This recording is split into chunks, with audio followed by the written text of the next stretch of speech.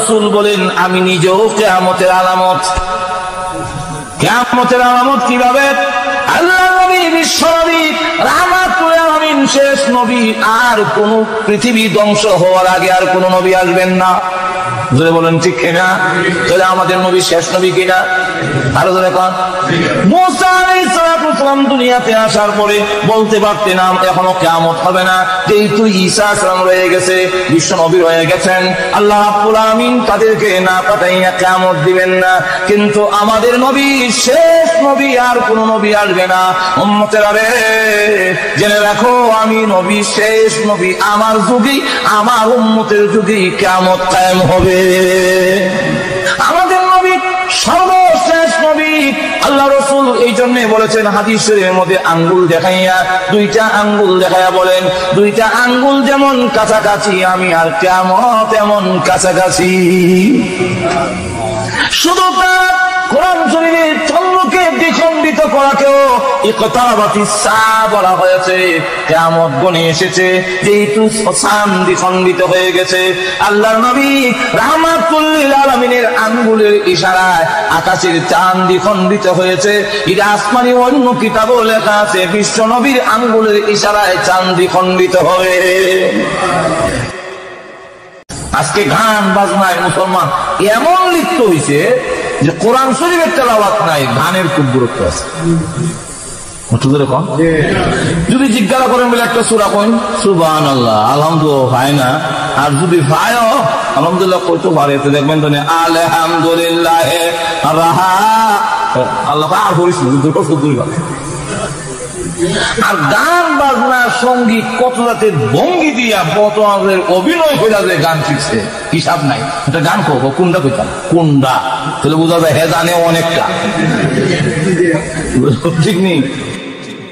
আল্লাহ কোরআন তেলাওয়াত যদি করত, ওই ঘরের প্রতি রহমত নাযিল হতো। যখন নাকি কোরআন শরীফ তেলাওয়াত করে বের হয়, আল্লাহ রাব্বুল আলামিন ওই বান্দা বান্দির জিম্মাদার হয়ে যায়। পুরুষের মধ্যে এমন ছিল, নারীদের মধ্যে এমন ছিল, মহিলাদের মধ্যে এমন মহিলা ছিল 40 বছরের ভিতরে আল্লাহর কোরআনের আয়াত ছাড়া একটা কথাও বলে না।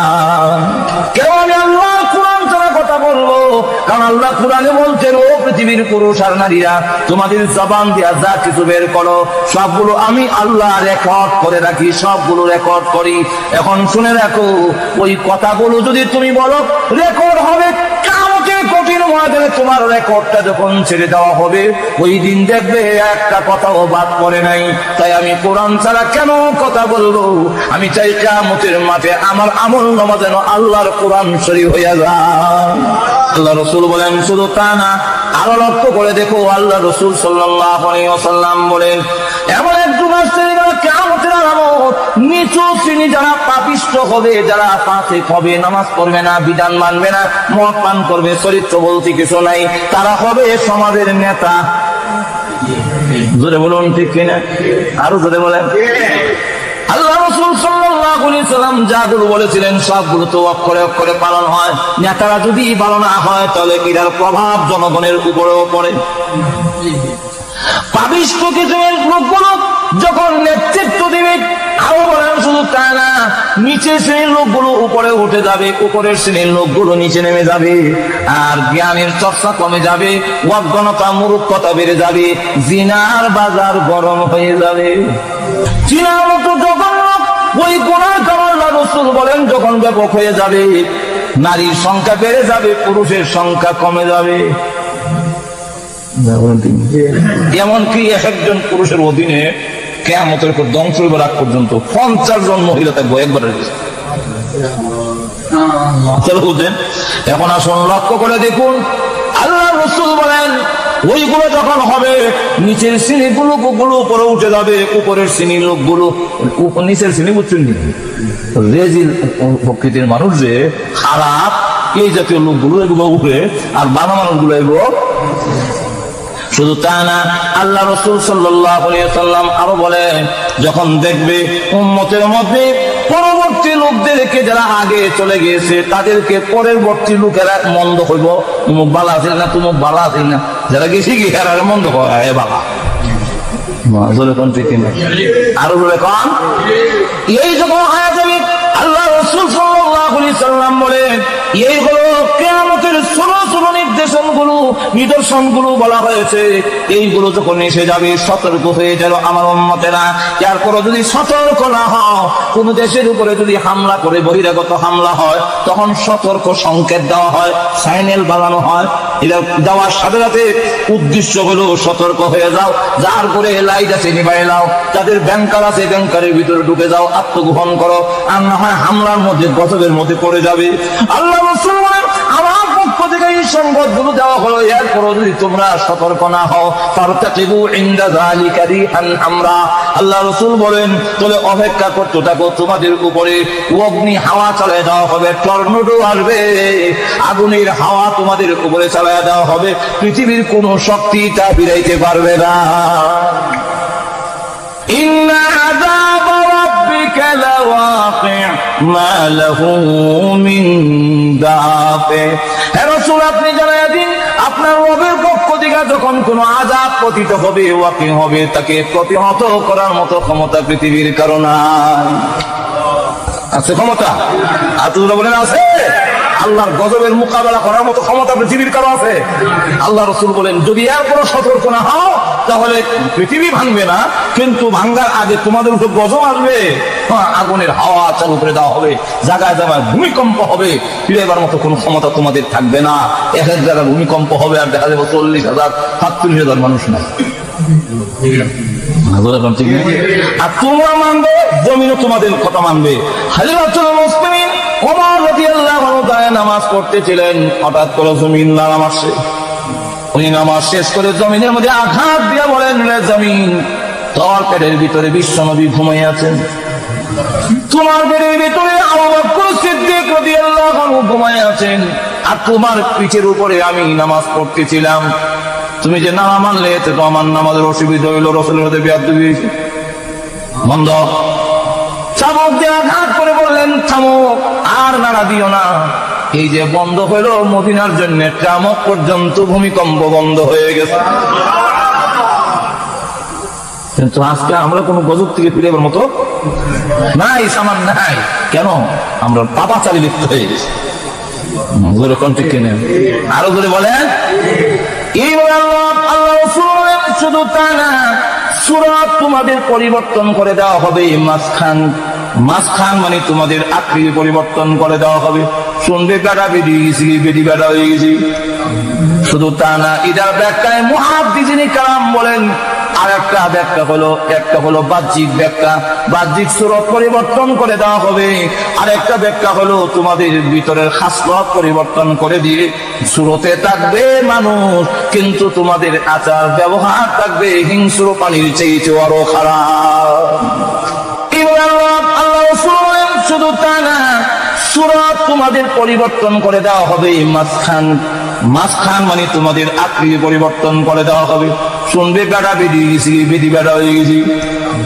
শুধু তা না, এটার ব্যাখ্যায় মুহাদ্দিসিনে কালাম বলেন আর একটা হলো বাহ্যিক ব্যাখ্যা, বাহ্যিক সূরত পরিবর্তন করে দেওয়া হবে। আর একটা ব্যাখ্যা হলো তোমাদের ভিতরের খাসলত পরিবর্তন করে দিয়ে সূরতে থাকবে মানুষ, কিন্তু তোমাদের আচার ব্যবহার থাকবে হিংস্র প্রাণীর চেয়ে আরো খারাপ। আজকের আমাদের চরিত্র হিংস্র প্রাণীর চেয়ে ভিতর আরো খারাপ। আল্লাহ রাব্বুল আলামিন জানায়া দিয়েছেন, আমি আল্লাহ রাব্বুল আলামিন কিয়ামত কোন দিন ঘটাবো, ইদার ইলাম একমাত্র আমি আল্লাহর কাছে রেখে দিলাম। দুনিয়ার কোন নবীর কাছেও তারিখটা আমি আল্লাহ জানায়া দেই না। সুবহানাল্লাহ। ইদার ইলাম একমাত্র কার কাছে? আর তুজরে বলেন আল্লাহ রাব্বুল আলামিন তার রাসূলকে বলেন, আপনাকে যদি কেউ কিয়ামতের ব্যাপারে জিজ্ঞাসা কোন দিন হইব, আপনি কই নিলে আমি কইতাম না, আল্লাহ জানে।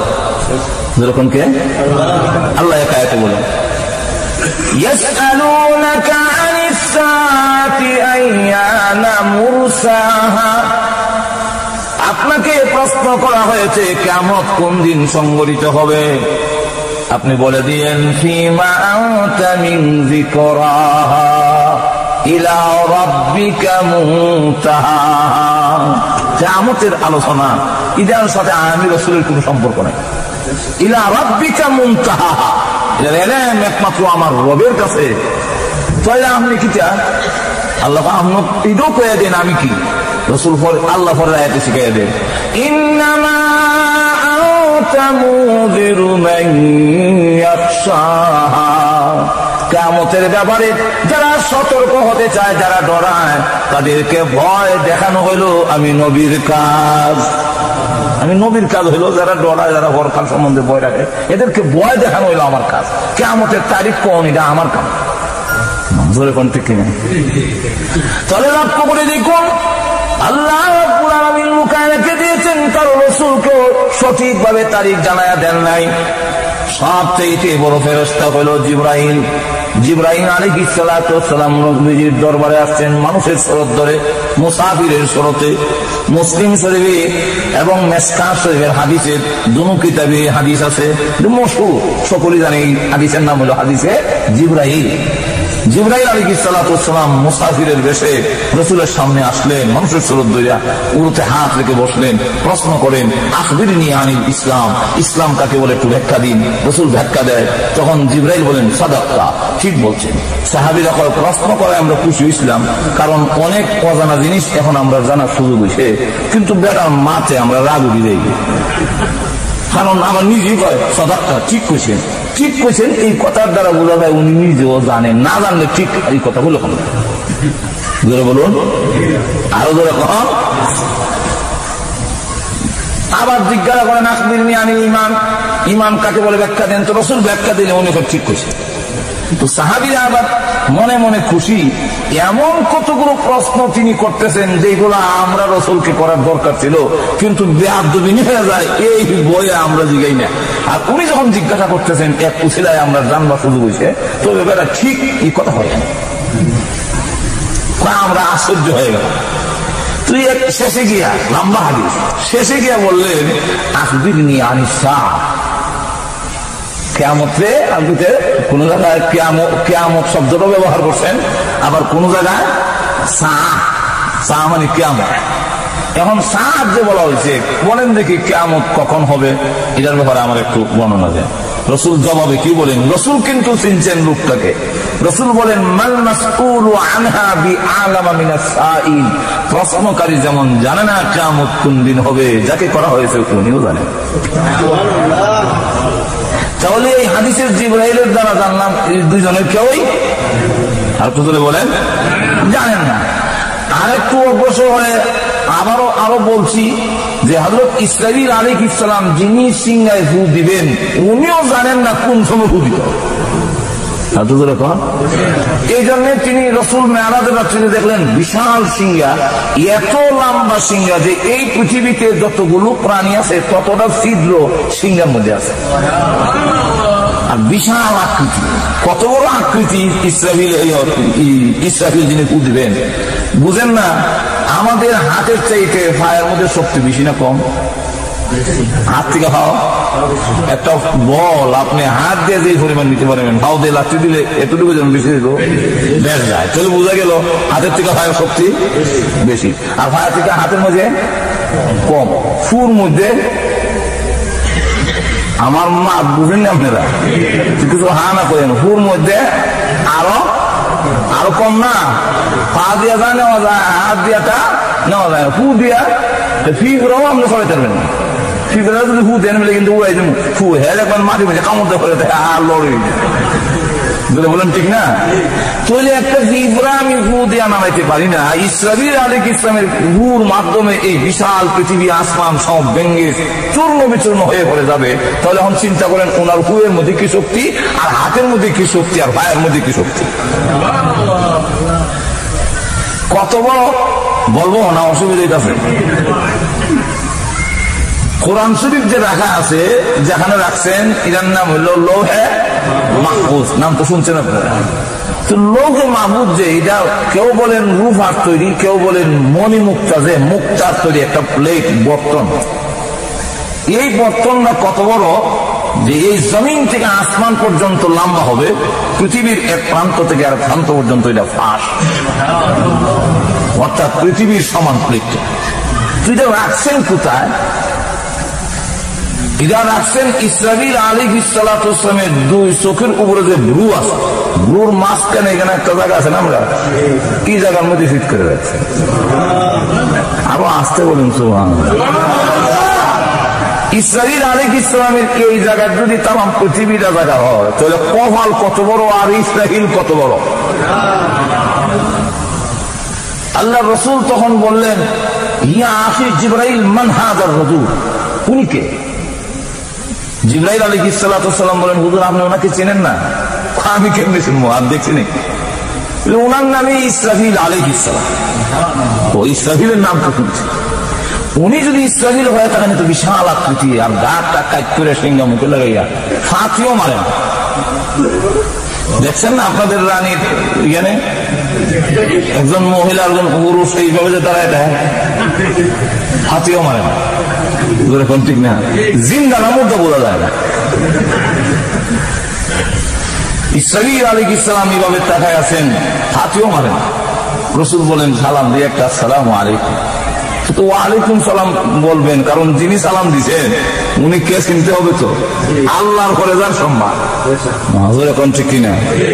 আল্লাহ করে সম্মানটাই হলো আমাদের নবীজি, আর উনি সালাম দিচ্ছেন এরপর লড়ে না, তো মনে হয় কানে কম শুনে। আবার দিলেন আসসালামু আলাইকুম ইয়া ইসরাফিল। জব জীবনের কথা হাতের তো কিছু মাত্র বুঝা যায়, এদিকে খেয়ালই নেই। 3 বার সালাম দেওয়ার পরে রসুলের বুঝে ফেললেন কেন যে সালামের জবাব দেয় না। রসুল ডাক দিয়ে বলেন, রে ইসরাফিল, মানে আমি আসি নাই, আমাকে দাওয়াত দিয়ে এনেছেন, আমি নিজে নিজে আইছি না। রসুল গেছেন না নিছেন? আর তো দূরে বলেন, রসুল তো যান নাই, নিছেন। যে নেয় বুঝা শুনি নে, নজর এখন ঠিক না? বিআই কে দাওয়াত দিয়ে আনলে তরকারি যদি জাল হয়ে যায় বিয়ে খাইতে না পারে, যিনি দাওয়াত দিয়ে আনছেন ওনার কিন্তু গুসা বলে। কিন্তু আপনাদের দেশের কথা বলি না, আমাদের দেশের কথা বলি। তখন পর্দার আড়াল থেকে বেগম সাহেব হাত দেখা বিয়াই গিয়ে লোক ওনার গোসা দেখাইতাম না। দাওয়াত দিয়ে আনলে রাগ থাকলেও রাগ দেখায় না। আল্লাহ তো আমাকে দাওয়াত দিয়ে এনেছেন, ইসরাফিল বলে আল্লাহ আমাকে দাওয়াত দিয়ে এনেছেন, আমি তো নিজে নিজে আসি নাই, অতএব আল্লাহ আমাকে দাওয়াত দিয়ে এনে তোমাকে ফু দেওয়ার হুকুম দিবেন না। যেহেতু আমাকে দাওয়াত দিয়েছে, আমার দাওয়াত দিয়ে এনে দিকে ফু দিয়ে বলবো গেল, এটা আল্লাহ করবেন, তুমি আমার সালামের জবাব দিতে। সুবহানাল্লাহ বলবেন। ইসরাফিল আলাইহিস সালাম যখন শুনলেন যে আল্লাহ এই মুহূর্তে হুকুম দিবেন না, তখন বললেন, ওয়ালাইকুম আসসালাম ইয়া রাসূলুল্লাহ ইয়া হাবিবাল্লাহ, আপনি মাফ করবেন। আপনি প্রথম সালামটি শুনছি, কিন্তু কেন তোমার দেয়নি জানি? আল্লাহ আমাকে হুকুম দিয়েছেন ইসরাফিল রে সিংহা মুখে ধারণ করে অপেক্ষা করতে থাকবে, আমি যে সময় হুকুম দিব একটা সেকেন্ড যেন বেশ কম না হয়। আমি যে আমার জানা নাই কোন সময় আল্লাহ হুকুম দিবেন। আপনি যে আমাকে সালাম দিচ্ছেন, আমি যদি বলতে যাই ওয়ালাইকুম সালাম ওয়া রাহমাতুল্লাহ, আল্লাহ ওই দিকে আমাকে হুকুম দেন ইসরাফিল রে সিংহায় ফু দে, আল্লাহর হুকুমটা পালন করতে দেরি হবে বলে আমি আপনার সালামের জবাব দেই না। চিন্তা করেন, তাহলে যিনি ফু দিবেন উনিও জানেন। বলেন ঠিক কিনা? আমাদের রসুল শুধু এতটুকু বলছেন, যেদিনে কিয়ামত হয় জুম্মার দিনে আসর আর মাগরিবের মাঝখানে, এটা কি সামনে শুক্রবারে? তবে না, আরেকটা নির্দিষ্ট করে দিচ্ছেন, মুহররমের মাস। তবে সামনে যে মুহররম গেছে তো গেছে, সামনে যে মুহররম আছে ওই মুহররম এটা তো কোথায় না, ঠিক কিনা? তো আল্লাহ রাব্বুল আলামিন আর কায়াতে বলেন কিয়ামত যে আইব এটার মধ্যে কোনো সন্দেহ। আল্লাহ আর কায়াতে বলেন, ইন্নাস সাআতা আতিয়াতুন আকাদু উখফিহা লিতুজজা কুল্লু নাফসিন বিমা তাসআ। আল্লাহ বলেন কিয়ামত আনেওয়ালি অবশ্যম্ভাবী আইব, আকাদু উখফিহা, আমার ইচ্ছা হলো এটা লুকায় রাখুন। কেন? লিতুজজা কুল্লু নাফসিন বিমা কাসা, আমি জানি যাতে প্রত্যেকটা প্রাণীর বদলা, লিতুজজা কুল্লু নাফসিন বিমা কাসা আই বিমা কাসাবাত, প্রত্যেকটা প্রাণী জীবনে যা কামাই করেছে তার প্রতিদান যেন আমি আল্লাহ দিতে পারি। এই জন্য আমি আল্লাহ বড় কিয়ামত এবং ছোট কিয়ামত দুটোই লুকায় রেখে দিয়েছি। বদলা দেওয়ার তো লুকায় রাখলে বদলা কি? লুকায় রাখার কারণে এক্ষুনি মৃত্যু হওয়ার সম্ভাবনা আসেনি, তাহলে তো নামাজ কালকার থেকে হল লইব, মর্ম আজকা নামাজ হল কালকা, ঘুমাই গেছেন নাকি আল্লাহ জানে। নামাজ তো এখন ঠিক আমার ধরতে হইব, এখন ঠিক না, মরে খালে তো নামাজ ধরা যাবে না। তো মৃত্যুর জন্য যাতে 24 ঘন্টা আমরা প্রস্তুত থাকি, এই প্রস্তুত রাখার ব্যবস্থা আল্লাহ করে দিয়েছেন মরণ এবং কিয়ামত লুকায় রেখে। আর না হয় মানুষের মধ্যে গাফলতি, যদি সিরিয়াল মেনটেন করা হয়, বড় ভাইয়ের আগে ছোট ভাই মরে না, বাবার আগে ছেলে মরে না, তো মানুষে গিয়া গাড়ির রোডে আর ট্রাফিক লাইন লাগতো না, হ্যাঁ নিজে দাঁড়াইতে, আর এত মনে গাড়ি উঠলো মরতো না, হ্যাঁ বড় ভাই হলো আছে, ঠিক নেই। এমন তো গাড়ির আইবার আগে দৌড় মারে, কি জানি মরে লাগা, ঠিক না। এই মৃত্যুর প্রস্তুত থাকার জন্য 24 ঘন্টা যাতে মৃত্যুর জন্য প্রস্তুত থাকা যায়, এই কারণে আল্লাহ রাব্বুল আলামিন বলেন মরণ আমি লুকায় রেখে দিছি, এটা প্রকাশ করি না। যদি মানুষ জানি না 2000 সালের জানুয়ারির 15 তারিখ মারা যাবে, তাহলে 2019 সালের ডিসেম্বর পর্যন্ত যা মনে চায় তা করবো, আকাম কুকাম আর কিছু বাদ রাখবো না। যখন জানুয়ারি আসবো তখন বলবো মসজিদের কোন জায়গায় বইমো, আর মরার আগে বাড়িতাম না, তবা করে দিলাম সংক্ষেপ সময় সব মাফ করে দিলাম। এত আগের থেকে আমার ফলনে কোন দরকার আছে না, এমন একটা গাফলতি আসা। যেমন কিতাবে লেখছে এক লোক আজরাইলের সাথে দেখা গেছে, তো বললো আসসালামু আলাইকুম। ওয়ালাইকুম সালাম, আপনি কে? আমার নাম আজরাইল। ও বহুদিন ধরে আপনার তালাশ করতেছে, আজকে বড় সম্মতি হয়েছে। কেন? আমার মরণের 2 বছর আগে একটা সংবাদ দিয়ে আসবেন কিনা, একটু মেহরবানি করে যদি বলতেন। ঠিক আছে, তোমার মরার 2 বছর আগে আমি সংবাদ দিয়ে আসবো। আজরাইলের সাথে এই চুক্তি করিয়া উনি যে যত খারাপ কাম আছে, গুনার কাম আছে, সব স্টার্ট দিচ্ছে। আর মনে মনে অপেক্ষায় আছে আজরাইল যেদিন করবার 2 বছর বাকি, ওই দিন থেকে তওবা করে যে মসজিদে যাবো আর বাড়িতে। এত আত্মিকান আমার স্মরণে কোনো দরকার নেই। হঠাৎ করে একদিন আজরাইল হাজির। আসসালামু আলাইকুম। ওয়ালাইকুম সালাম। আপনি কে? আমি কে? উত্তর দিকে মাথা, দক্ষিণ দিকে ভাও দিয়ে ঘুমাও, তুই ছাড় হয়ে গেবা। আমি কেটা? আপনার তো কথার নমুনা ভালো না। আপনার নাম কি? আমার নাম আজরাইল। ও আচ্ছা বুঝছি, আজ 2 বছর কি আছে এই সংবাদ রয়েছে মনে হয়, ওই 1 মিনিট নয়, তাহলে লাম্বাও। তখন বলে ফেরেশতারাও কি ধোঁকা দেয়, ও আদা খেলাবি করে। আপনারা বলছেন আমাকে 2 বছর আগে সংবাদ দিয়ে আইবেন, সংবাদ তো অনেক দিছি, কই সংবাদ তো হইলাম না। আমার সাথে যেদিন দেখা হয়েছিল আপনার চুল দাড়ি কেমন ছিল, কালো হয় এখন সাদা, তাহলে কি আপনার সংবাদ দিয়েছি না সাদা হয়ে গেছে, রেডি হয়ে যান। আমার সাথে যেদিন আপনার দেখা হয়েছিল দাঁত কটা আছে, 32টা আছিল, এখন কটা আছে, 16টা আছে, আপনাকে সংবাদ দিই নাই। আমি তো এগুলো বুঝি নাই, না বুঝলে গলার চিপা দেওয়ান ছাড়া বুঝাইবার উপায় নাই। তো ওই লোক যে আজরাইলের সাথে একটা চুক্তি করলো, এতে যে তার মধ্যে একটা গাফলতি আসে, ঠিক কিনা? ঠিক তেমনি গোটা পৃথিবীর নিজাম শৃঙ্খলা ঠিক থাকবে না, কেউ কাউকে মানবে না, কেউ একজন আরেকজনের শরীরে হার মারবে, আর হ্যাঁ তো ভয় আছে, আমি মরবো না, যেরকম ঠিক না, ঠিক না। আর দেখা যাবে মানুষ এমনিতে একজনকে মারতে গেল, তার উপরে নিয়ে আবার হামলা, ওইটারও তো একটা ডর আছে, আর গুলি করবো, হে বেলা নিয়ে আমার গুলির আগে তার গুলি না আমার গায়ে লেগে যায়, যেরকম ঠিক না। মৃত্যুর জন্য প্রস্তুত, এই কারণে আমরা টুপি, দাড়ি, এই যে পোশাক লাগাই রইলাম, এটার উদ্দেশ্য হলো ও খোদা আমি মৃত্যুর জন্য 24 ঘন্টা প্রস্তুত আছি। মৃত্যুর জন্য যদি প্রস্তুত থাকা যায় 60 বছর, আজকে হতে পারে মরণ, কালো হতে পারে, পরশু হতে পারে। এই প্রস্তুতি নিতে গিয়ে দেখা যাবে কিয়ামতের কঠিন ময়দানে তার আমলনামায় 60 বছরের যে নেকির একটা পাহাড় জন্মিবে। এটা যদি 2 বছরে কি এটা করা সম্ভব? হাত তুলে বলেন, করা সম্ভব? আল্লাহু আকবার। এক লোক ট্রেনে যাবে সিলেট থেকে সিটাগাং, অসুবিধা হইতেছে না তো আপনাদের? সিলেটের রেল স্টেশনে বসা আছে, তো যে লোকটা নাকি সিটাগাং যাওয়ার জন্য সিলেটের রেল স্টেশনে বসা, এই লোক মনে হয় টিকিট না কাটতেই বসে, টিকিট কাটে না।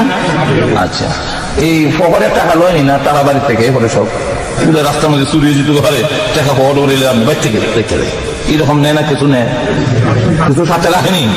আচ্ছা, এরপরে আবার তার কাপড় চোপড় যার কিছু দরকার ব্যাগের মধ্যে লয়নি, সবকিছু প্রস্তুতি নিয়ে ট্রেনে বসা, কোন একটা ট্রেনে। ঠিক তেমনি ভাবে আমরাও সবকিছু টিকিট কাটিয়া বসা কোন সময় আজরাইলে, বলেন ঠিক না? এখন মনে করেন ট্রেন আসেই নাই, আইয়া আবার বুঝে যেত তো ঢাকার থেকে ট্রেন আসেই খাইলিছে আরেক বিআই দাদা, সালাম আলাইকুম রে, কই যাবেন? সিটাগাং। ও সিটাগাং থেকে গাড়ি আসেই নাই এখনো, চলেন আমরা একটু বাজারে যাই, বন্দর বাজার। বিআই তারে খুব ফুসলাইয়া বুঝাইয়া বন্দর বাজার নিয়ে গেল মিষ্টির দোকানে, আর যাইবার সময় পানের দোকানে চলে গেছে ব্যাগ, আর টিকিট রেখে গেছে আরেক দোকানে, কে জানে আবার নিয়ে হারাইলাই, এখানে রেখা যায় সুবিধা হইব। যেই মাত্র বন্দর বাজারে গিয়েছিল রে মিষ্টির দোকানে বসছে, এমনি শুনে উইশাল শোনা যায়, এমন করে ইন্নালিল্লাহ। আমি কই টিকিট কই, ব্যাগ কই, গাড়ি কই? ঠিক না? এই লোকটা এখন পাগলের মতো দৌড়ায়, একবার যায় পানের দোকানের দিকে, আরেকবার যায় চালের দোকানের দিকে, আরেকবার ট্রেনের দিকে তাকায়, আরে এখন আমার অবস্থা কি হবে? ঠিক তেমনি হবে যেই মানুষটা মৃত্যুর জন্য প্রস্তুত নয়, আজরাইলের গাড়ি যখন আসে সেও হতাশাগ্রস্ত হয়ে যায়। যারা বলেন ঠিক না? ঠিক না? এই কারণে আল্লাহু আকবার, হযরত বিলাল রাদিয়াল্লাহু আনহুর সামনে আসলো আজরাইল। মুমিন ইমানদারের কাছে আজরাইল আসলে কইলা সালাম দেয়, আসসালামু আলাইকুম। আর অনেকে যে সালামের জবাব দেয় এটাও অনেকে কাছে বসে শুনে বলা, এমন ঘটনা আছে।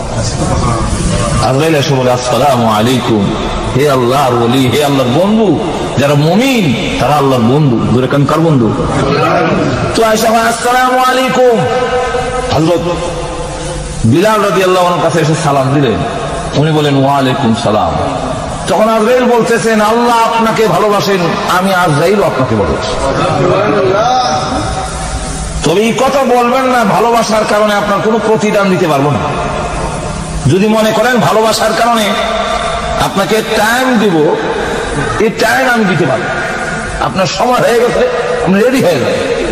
হযরত বিলাল রাদিয়াল্লাহু আনহু বলেন ও আজরাইল, তুমি জানো না মুমিন যারা প্রকৃত মুমিন মুসলমান তাদেরকে মৃত্যুর টাইম দেওয়ার কোনো প্রয়োজন নাই, 24 ঘন্টা তারা মৃত্যুর জন্য প্রস্তুত থাকে। আর আমি বিলাল তো ওই ব্যক্তি যে এই লোকটা নাকি আরো বহু আগে মরণের টিকিট, তো আমি আর বহু আগে কেটে বলেছি। কাকাটা যখন মারত তখন আমি মনে করতাম আজকের এই দিন আমার জীবনে শেষ। যাই হোক, তবে হাদিস শরীফের মধ্যে আসছে, আমি একটা কথা বলবো।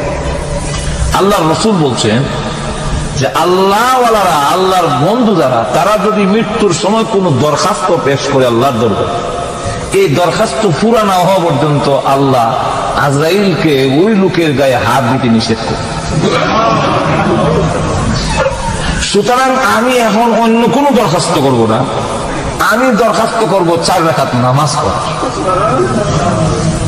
আমি এখন 4 রাকাত নামাজের নিয়ত বাঁধবো। আমার দরখাস্ত হলো আপনার বরাবর যে আমার প্রথম রাকাতে হাত লাগাইবেন না, দ্বিতীয় রাকাতেও হাত লাগাইবেন না, তৃতীয় রাকাতে না, চতুর্থ রাকাতের প্রথম সাজদায় নয়, যখন শেষ সাজদায় যাব আপনি আমার রূহ বের না করা পর্যন্ত আল্লাহর কসম আমার মাথার কোনোদিন উঠাবো। এইভাবে মৃত্যুর আকাঙ্ক্ষার কারণ হইল কাফেররা যখন আমাকে নির্যাতন করত, আমি মনে করতাম আজকে আমি শহীদ হব, কিন্তু শাহাদত আমার নসিবে নাই, শহীদ হওয়ার মরণ আমার কপালে লেখা নেই। তো শহীদ হয়ে তখন মরতে পারলাম না। আমার আকাঙ্ক্ষা হলো আমি এমন ভাবে মৃত্যুবরণ করতে যে আমি আল্লাহর গোলাম, আল্লাহ আমার মনিব, এটা যেন আমার সুরতে বোঝা যায়। আমি আহকামুল হাকিমিন, আল্লাহ রাব্বুল আলামিনের কুদরতি পায়ের সামনে এখন আমি সাজদায় পড়ে যাব। এই অবস্থায় রুকু বের করবে যে আমি আল্লাহর কুদরতি পায়ের সামনে গোলাম হয়ে পড়ে আছি, আল্লাহ আমার মনিব। আল্লাহ পক্ষ থেকে জানাই দেওয়া হলো বিলালের দরখাস্ত মঞ্জুর। তো এখন আসুন, আল্লাহ রাব্বুল আলামিন বলেন যে কেন কিয়ামতটা লুকিয়ে রাখলাম? লিতুজজা কুল্লু নাফসিন বিমা তাসআ, প্রত্যেকটা প্রাণী বদলা দেওয়ার জন্য এই পৃথিবী ভাঙতে হবে। আর না ভাঙলে এই পৃথিবীর সকলে সমান বিচার পায় না। বলুন ঠিক কিনা? কেন হয় না? এটা তো বিভিন্ন কারণ, এখন অনেক টাইম নেই। মোটামুটি একটা এক্সাম্পল দিলে আপনারা সহজে বুঝে ফেলবেন। বাংলাদেশের এমন অনেক ঘটনা আছে যে সঠিক লোকের বিচার পাচ্ছে না। এক লোক মনে করেন 10 লাখ টাকা দিয়েছে লন্ডন আনার জন্য, লন্ডনও আনে না, টাকাও দেয়, ফেরত দেয় না। এমন ঘটনা পৃথিবীতে আসেনি? আর একটু ধরে বলেন। লন্ডন দিয়ে বললাম আর কি, সৌদি আরব নিব, দুবাই নিব, ইটালি নিব, কানাডা নিব, 10 লাখ টাকার কন্ট্রাক্ট হয়েছে, এখন টাকা দিয়েও ফেরত দেয় না, আর তাকে নেওয়া হয় না। আছে না এরকম ঘটনা? এই লোক তখন সর্দার মাতাব্বরদের শরণাপন্ন হলো যে আমার বিচারটা করে দেন, আমাদের গ্রামের অমুক লোক আমার টাকা দেয় না, হয়তো টাকা দিত আর নয় আমার লোক বিদেশ নিত, একটা তো করবো। সর্দার সাহেবরা বললেন দেখো সে তো টাকাওয়ালা মানুষ, পয়সাওয়ালা, তার টাকা দিয়ে কিছু লাঠি আল পারে, এটারে এখনের বাসায় হয় ক্যাডার। কি বলে? ক্যাডার, লাঠি আল। এখন তার বিচার করতে গেলে তার ক্যাডার বাহিনী দিয়ে বেরিয়ে আমরা পল্লা হারে গেল, হাঁটতাম রে বাবা, বিচার করতাম, সবুর করে লাও, আল্লাহ তোমার জীবনে কেউ কারোর টাকা মাইজা কোনোদিন শেষ করতে পারে না। তাদের কইল বিচার পাইছে না ওয়াজ পাইছে, ওয়াজ করে দিল, বিচার হইল কই? এখন এই লোকটা বাধ্য হয়ে গেল তার টিউনের কাছে বা ইউনের কাছে। তো টিউনের কাছে যাওয়ার পরে গিয়া দেখে যে লোকের বিরুদ্ধে কেস হয়ে গেছে ওই লোক টিউনো সাহেবের শালা। তো দুলাভাই শালার পক্ষে থাকবো নাকি আপনি আমার পক্ষে থাকবে? কি কেন গিয়া বিচার পাইল না? স্বজন প্রীতিতার, আত্মীয়তার কারণে। এর আগে বিচার পাইছে না লাঠির জোরের কারণে, পরে বিচার পাইল না স্বজন প্রীতিতার কারণে।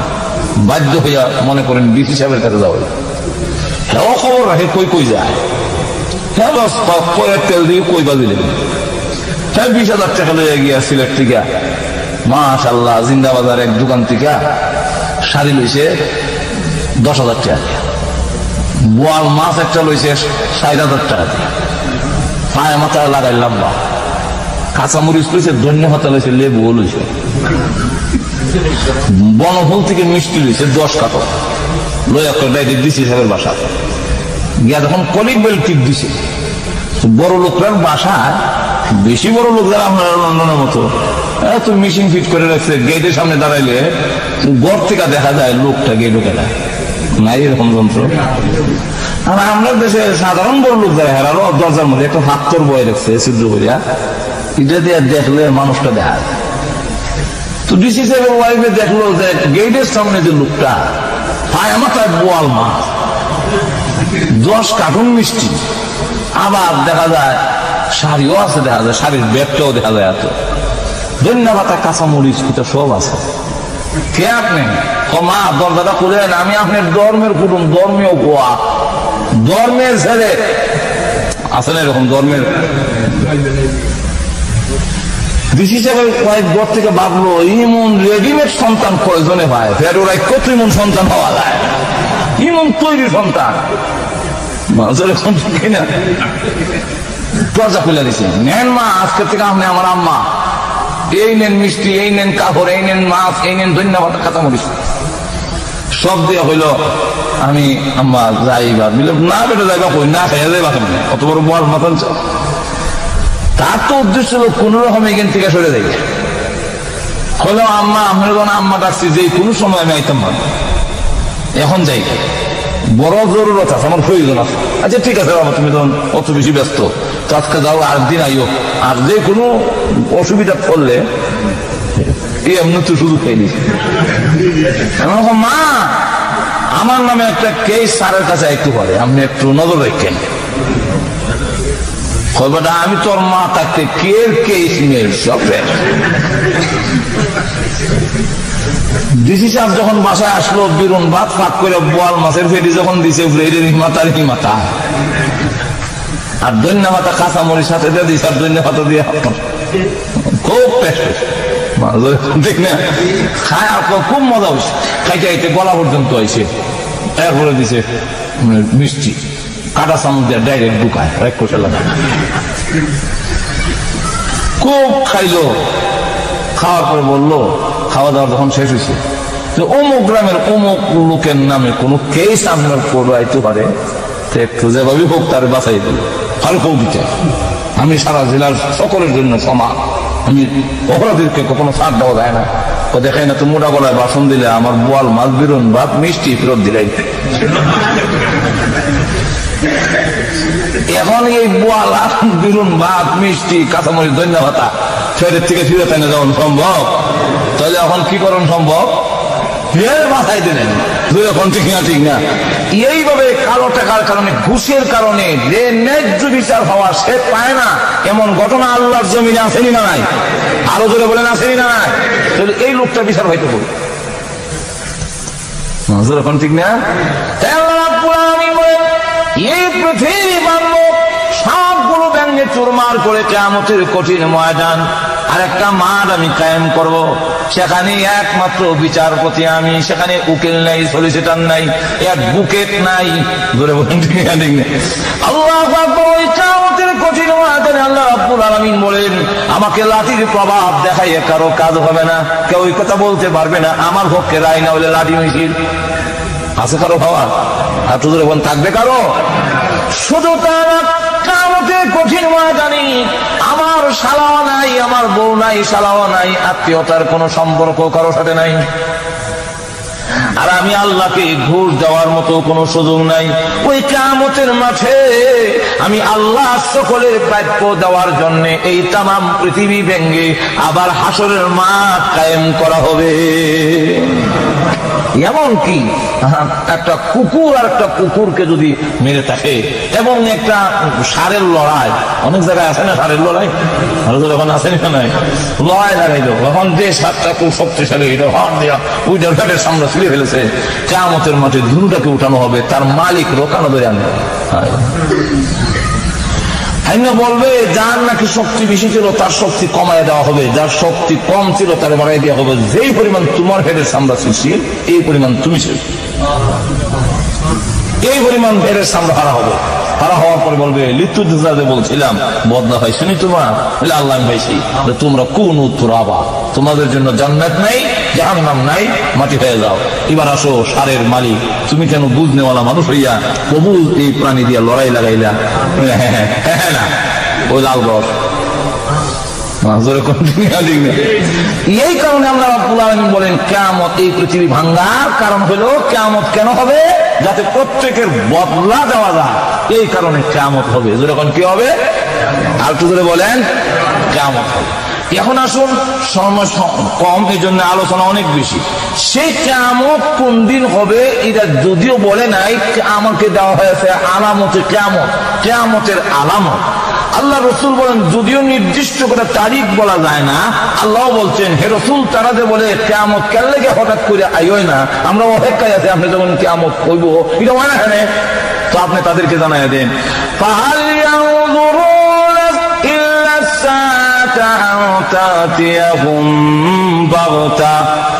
قد جاء أشراطها।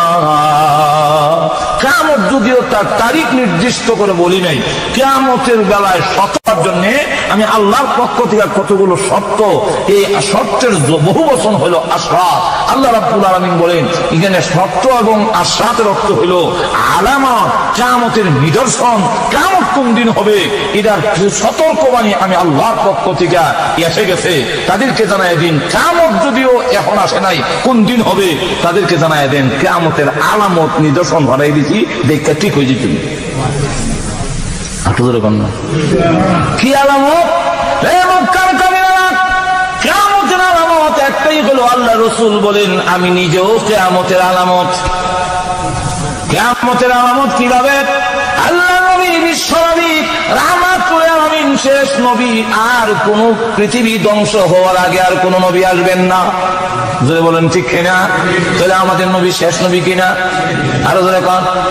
মুসা আলাইহিস সালাম দুনিয়াতে আসার পরে বলতে পারতেন এখনো কিয়ামত হবে না, যেহেতু ঈসা সালাম রয়ে গেছে, বিশ্ব নবী রয়ে গেছেন, আল্লাহ রাব্বুল আলামিন তাদেরকে না পাঠাইয়া কিয়ামত দিবেন না।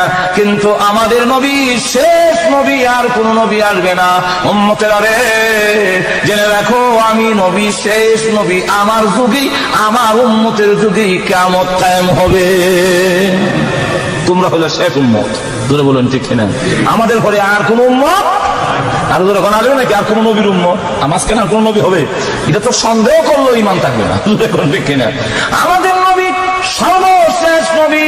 আল্লাহ রাসূল এই জন্য বলেছেন হাদিস শরীফের মধ্যে, আঙ্গুল দেখাইয়া, দুইটা আঙ্গুল দেখাইয়া বলেন, দুইটা আঙ্গুল যেমন কাছাকাছি আমি আর কিয়ামত এমন কাছাকাছি। শুধু তার কোরআন শরীফের চন্দ্রকে দ্বিখণ্ডিত করাকেও ইকতারাবাতিস সাআ বলা হয়েছে। কিয়ামত গণে এসেছে, যেহেতু চাঁদ দ্বিখণ্ডিত হয়ে গেছে, আল্লাহর নবী রাহমাতুল লিল আলামিনের আঙ্গুলের ইশারায় আকাশের চাঁদ দ্বিখণ্ডিত হয়েছে। এটা আসমানি অন্য কিতাবেও লেখা আছে, বিশ্ব নবীর আঙ্গুলের ইশারায় চাঁদ দ্বিখণ্ডিত হবে। হয়ে গেছে, প্রকাশিত হয়ে গেছে। এই জন্য আসো, এই জন্য কাফেরদেরকে বলা হয় তোমরা দেখো কিয়ামত কোন দিন হইতো। কিয়ামতের আলামত তো আরই বেশি, মানে শেষ নবী চলে গেছে, আর নবী যাবে না, অর্থাৎ তোমরা শেষ প্রান্তে এসে গেছো, আর বেশি দিন বাকি, বেশি দিন বাকি নাই। তাহলে এটাকে বলতেছো যে কিয়ামত কোন দিন হইব না, খেলে গিয়া ওই তো যে তার নিদর্শন হারাই দিছি, ঠিক হয়ে যাবো, শেষ নবী এসে গেছে, আর নবী নাই, পৃথিবীও শেষ প্রান্ত এসে গেছে, বেশি দিন থাকবে। এই আলামতকে দুই ভাগে ভাগ করা হয়েছে, নিদর্শনকে দুই ভাগে ভাগ করা হয়েছে। কিছুকে বলা হয় ছোট আলামত, ছোট নিদর্শন, আর কিছু হইল বড় নিদর্শন। ছোট ছোট নিদর্শন যখন হবে তখন তোমরা সতর্ক হইতে হবে যে পৃথিবীর ধ্বংসের সময় গনাইয়া, যদি এরপরও সতর্ক না হও, পৃথিবী ধ্বংস হওয়ার আগেই তোমাদের উপরে কিছু গজব নেমে আসবে। কথা বুঝছেন? ঠিকই আগে এগুলো বলবো পরে। আর কিছু আছে বড় আলামত, বড় আলামত যখন প্রকাশিত হয়ে যাবে তখন বুঝবে আর টাইম নাই, টাইম ধ্বংস হয়ে যাবে, এখন আর টাইম নেই। এই ছোট আলামত সম্পর্কে আল্লাহ রাসূল আবু হুরায়রা রাদিয়াল্লাহু আনহু থেকে বর্ণিত এক হাদিসে উল্লেখ করেছেন। আবু হুরায়রা রাদিয়াল্লাহু আনহু বলেন, ওনার থেকে বর্ণিত, ইযা তুফিদাল ফাইউ দিওয়ালা, এক নম্বর হইল জনগণের যে সম্পদ টাকা পয়সা নিয়ে এখনো জমায়নি, বাংলাদেশের জনগণের কাছে ট্যাক্স ম্যাক্স নিয়ে এগুলো নিয়ে এখনো জমায় নেই সরকারি ফান্ডে, ওই টাকারে যখন দায়িত্বশীলরা মনে করবো যে আমরা নিজস্ব সম্পদ যত লুচ্চা হাইটা খাইতাম পারি ততই লাভ, এরকম যখন শুরু হয়েছে বুঝি, তখন বুঝবা কিয়ামত গনে এসে। এটা আইসিনি না, আরো বাকি আছে।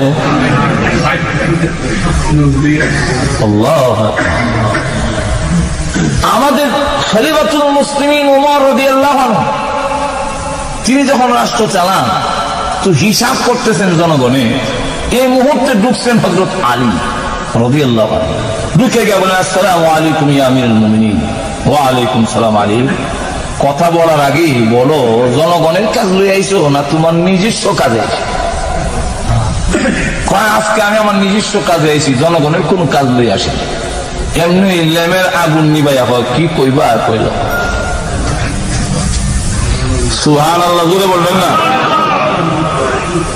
হযরত আলী রাদিয়াল্লাহু আনহু বলেন, আপনি আমাকে বললেই হতো যে আমার টাইম নাই, আমাকে কিভাবে অপমান করলেন কেন? বাতি নিয়ে ফেলিলেন, বাতি নিয়ে ফেলেন কেন? আপনার ঘরে ঢুকলে, রুমে ঢুকলে যদি ঢুকার অনুমতি দেয়, আইটাম বাড়ি নেবে লাইভ ঘরে বসে ওর বাতি নেবে। এটার অর্থ হইল যে আমার টাইম নেই, আমি যাইনি, তখন আমি বেরো দেখি। আমিরুল মুমিনিন, আপনি আমাকে বললেই হতো যে আমার সময় নাই, তুমি চলে যাও। এটা না করে আপনি লাইটটা নিয়ে এলেন, বাতিটা নিয়ে এলেন, আমার অপমান করলেন।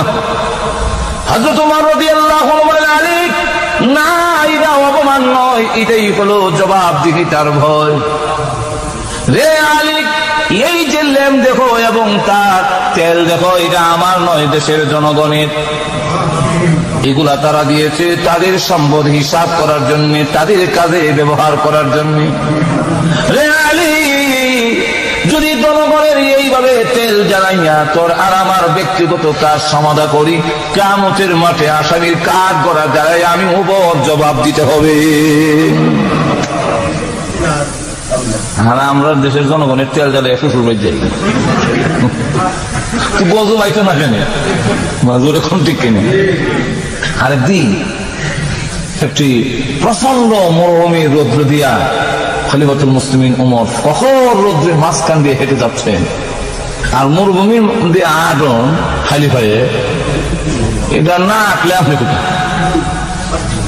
আগুনের আংরার উপর দিয়ে উসমান গনি রাদিয়াল্লাহু আনহু বাড়ির বরাবর যখন গেছেন, তখন তিনি ডাক দিয়ে বলেন, আমিরুল মুমিনিন, আপনি প্রচন্ড রৌদ্রে খালি পায়ে আসতেছেন কিসের জন্য? সরকারি একটা জনগণের দায়িত্ব, যে উট আমার দায়িত্বে, এই সরকারি উটটা হারাই গেছে, এটার তালা ফেলে।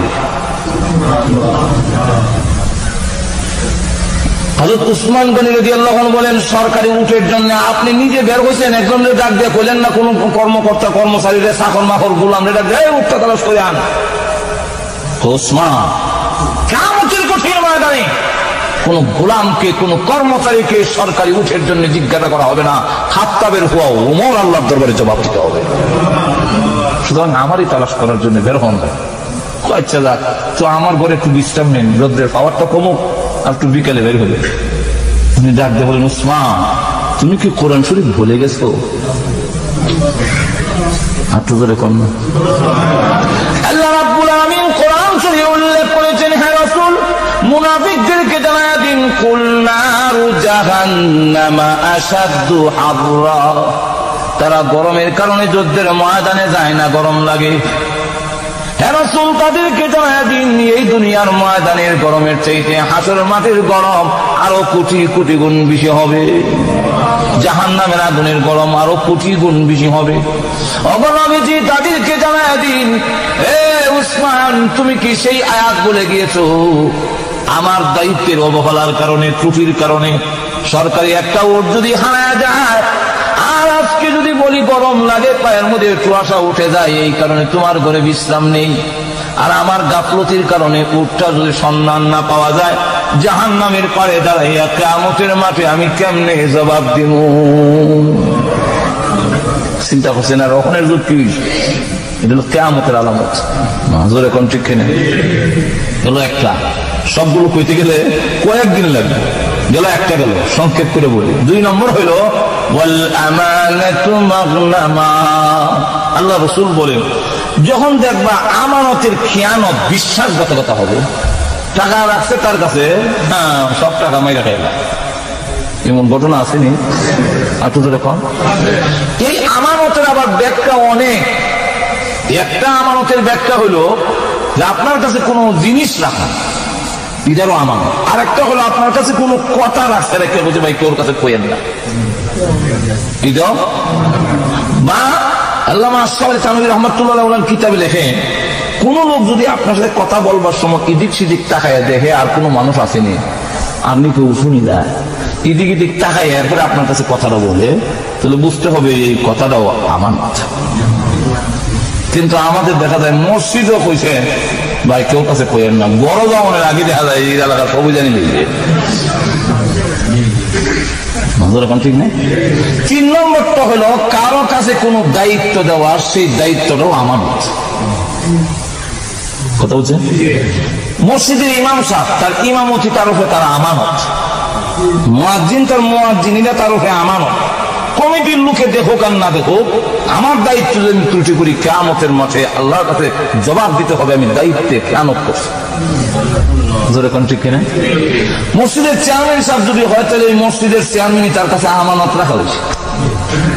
কাউকে যদি কোন সরকারি দায়িত্ব দেওয়া হয় তো ওই দায়িত্বটা তার কাছে আমানত দেওয়া হয়েছে।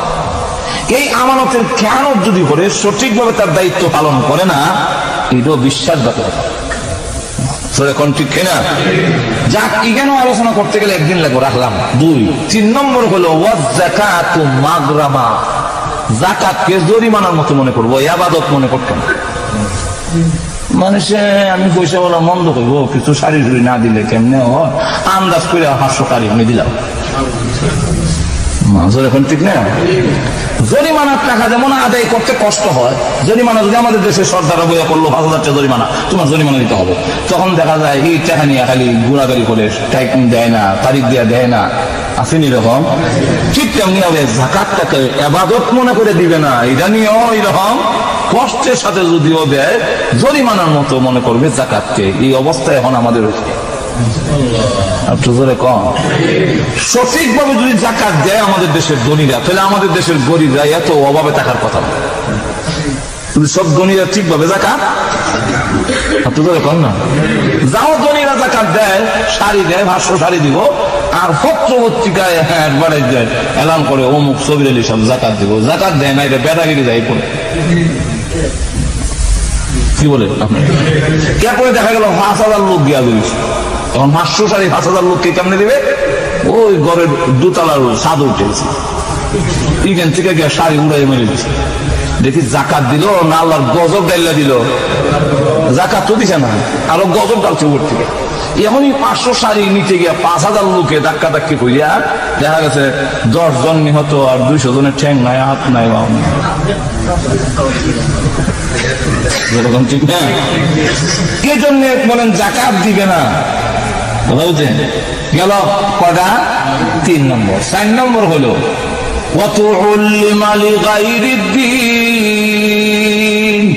দিন শিখবে, দুনিয়া নিয়ে কামাই করবে।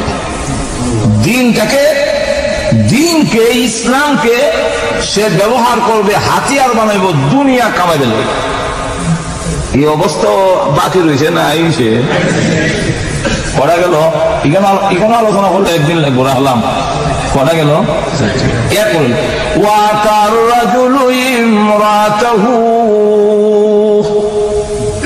পুরুষগুলো নারীর অধীনে চলে যায়, এটাও মনে বাকি রয়েছে না?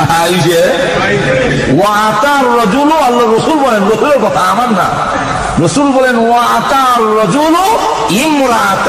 পুরুষগুলো তার বড় অধীনে চলে যাবে। অথচ নিয়ম ছিল পুরুষগুলো থাকবে নেতৃত্বে, অধীনে থাকবে তার স্ত্রী, আর উল্টায় যাবে, পুরুষগুলো নারীর অধীনে চলে যাবে। এটা দেশে বিদেশে, ঘরে বাইরে, আজকে ইচ্ছাই হোক অনিচ্ছাই হোক, পুরুষগুলো আর তো ধরে পান না কারো দিন। এক বাদশাহ হইলে বোর কথা শুনিয়া কোন কোন সময় শুনলে লাভ আছে, আর কোন সময় ক্ষতিও আছে। আসেনি না? একবার মাছ লইছে, বড় এক মাছ বাসার দরকার, আইনা কইল মাছটা আপনি কিনে রেখে দেন, আপনার লেগে আনছি বহুত বড় মাছ। তো রাজা বাদশাহের কাছে তো নিয়ে গেছে, কিছু পাইবার লেগেও মাছের দাম হিসেবে দিছে না দিছে, তারা 4,000 টাকা দিছে, নাও তোমার দিলাম। বাদশার বউ চিন্তা করে দেখলো যে এরম বিয়াক্ষর, এমন আকল নেই বেটা, একটা মাছের লেগে 4,000 টাকা দিলেছে, কলটা জ্বলতেছে। তো দেখে নিয়ে কইল, তুমি একটা মাছের জন্য এটার দাম না হয় 500 হইব না 1,000 হইব, 4,000 দিয়ে দেখো, যত তুমি ঠকছো, তো তার কাছ থেকে মাছটা যে কোনো বাহানা দিয়ে রেখে দেবো। আমি যার টাকা দিলেছি কেমনি ফিরে এরকম বলে আমি খেয়ে দিই গিয়া কইবা যে আমি তোমার মাছটা বেটা না বেটি, যদি কই বেটা, তুমি কবা আমার তো বেটি মাছের দরকার। আর যদি হয় বলে বেটি মাছ, তো তুমি কই বেটা মাছের দরকার, তো তখন হইতো না। তখন দিলে চা ফেরত দিলে তুই, তখন গিয়া হয় বেটা মাছ দিলে তোর মাছ বেটা না বেটি? যাবো না, আমার এটা বেটা হনা বেটি হনা। কোন এমনি বলে ভাবলাম না রে তোর সাথে, আমি দিছি তোর মাছ একটা দিতাম, তুই যে মন জবাব দিলে এখন তো আমি আরো উল্টা আরো 4,000 টাকা দিয়া তোর পুরস্কার দিলাম না। এমনি বলে ভাবলাম না রে তোর সাথে, আমি আমার বই খাই দিছি তোর মাছ একটা দিতাম, তুই যে মন জবাব দিলে এখন তো আমি আরো উল্টা আরো 4,000 টাকা দিয়া তোর পুরস্কার দিলাম না। এখন বেটার বোর বাসার বোর জ্বালা যন্ত্রণা কমছে না বাড়ছে? তো এইভাবে যখন আবার গিয়া কইছে যে অহন গিয়ে আবার চারি ফেরত লোক অহন কিতা কইয়া ফেরত করতাম লই হ্যাঁ দেড়হাম লইয়া যায় সময় একটা দেড়হাম নিচে পড়ে গেছি, নিচে পড়ে যায় সময় হ্যাঁ আবার উঠাইছে। হে কত বড় কৃপণ মানুষ যে হানে একটা মাছ দিয়ে 8,000 দেড়হাম হয়ে দিল, একটা না পড়ে গেছিল ছুঁয়েছে ছুঁয়া এইটা আবার উঠাইয়া বহুত কষ্ট করে নিছে। সুতরাং এমন বকিলের কাছ থেকে গিয়া রেখা লাবন দরকার। আবার গেছে গিয়া কত তোরে 8,000 দেড়হাম দিল, আমি 1 দেড়হাম না হয়ে গেছিল, এটা গরিব উঠাই দিচ্ছ কিন্তু আবার ফুটাই নিল। তোর মতো বকিল কি মানুষ এমনি পারে যাবো না, আমি তো আসলে পয়সাতে পড়ে গেছি এর লিগে উঠেছি বলে খেলে গিয়া পয়সাটার মধ্যে বাসার ছবি আছে, চিন্তা করে দেখলাম মানুষ এটা উড়ে লাগবে ওই বাসার সম্মানার্থে আমি উঠাই নিছি। তখন বললো নিয়ে আরো 4,000 টাকা দিয়ে এরপরে ঘোষণাকারীরা দেখে আনলো একজন ডুল লুড়াই হয়ে দাও বোর কথায় যদি কেউ চলে জায়গা জায়গায় মেরে খাইব। এখন দেখা যায় আমরার অবস্থা হয়েছে এরকম। আল্লাহ রসুল বলেন কিয়ামতের আলামত ওয়া আতার রাজুলু ইমরাত, মানুষ পুরুষগুলো নারীর অধীনে চলে যাবে।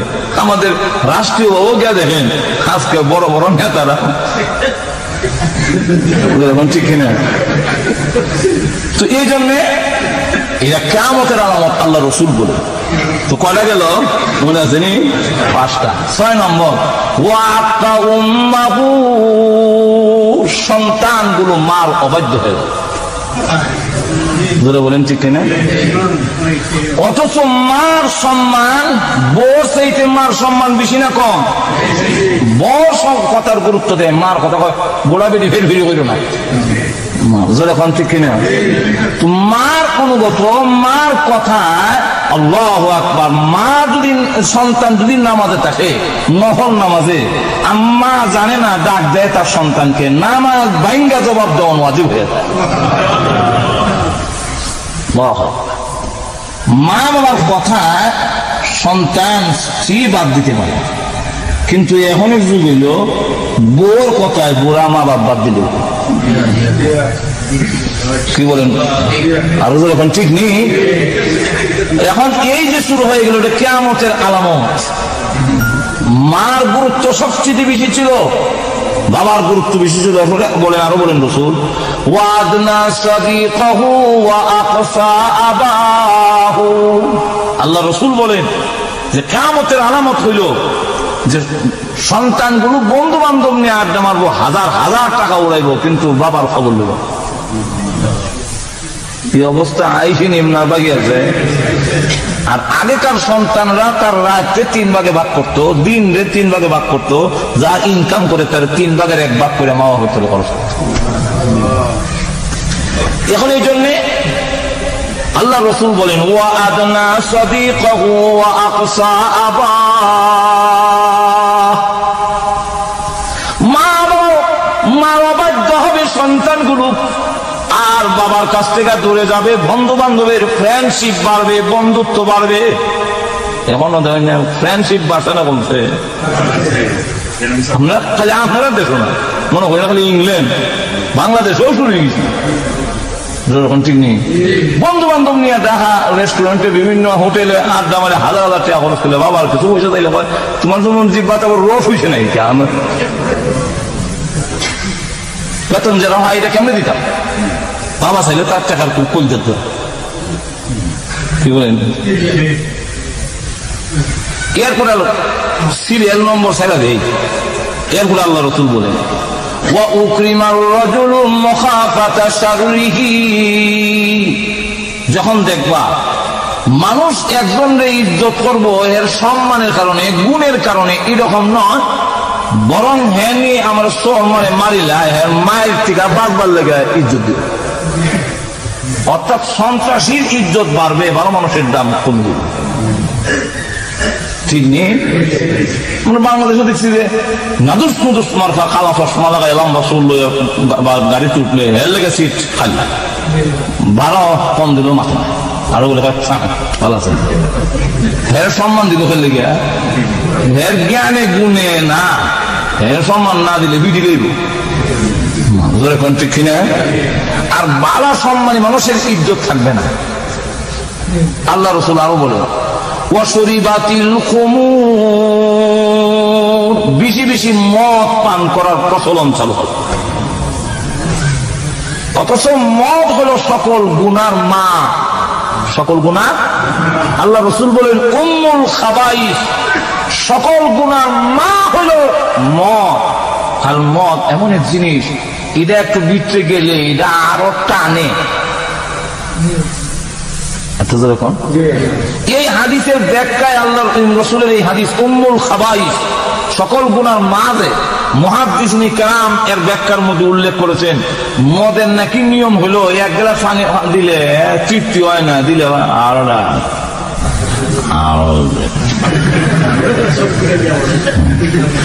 কইতাম পারি না, কিন্তু কিতাবে যারা পাইছি আর কি। এখন দেখা যায় আরো দে আরো দে, খাইতে খাইতে শেষ পর্যন্ত আর তার হুশ বুদ্ধি ঠিক থাকে না, লঙ্গি হের আসেই না নাই, ফ্যান আসেই নাই করতে পারে। মা আর বউর মধ্যে কোনো পার্থক্য বুঝে না। কি বলেন ঠিক না? মদ হালাল না হারাম? খাওয়ান। আজকে মুসলমানের মধ্যে ওই মদ পান করা মুসলমান ঢুকছেনি। সুবহানাল্লাহ, সাধারণ না নেতারা পর্যন্ত মদ পাওয়া যায়। আরো ধরে এখন ঠিক কিনা? আমরা ছবি দিলে ছবি দিলি না।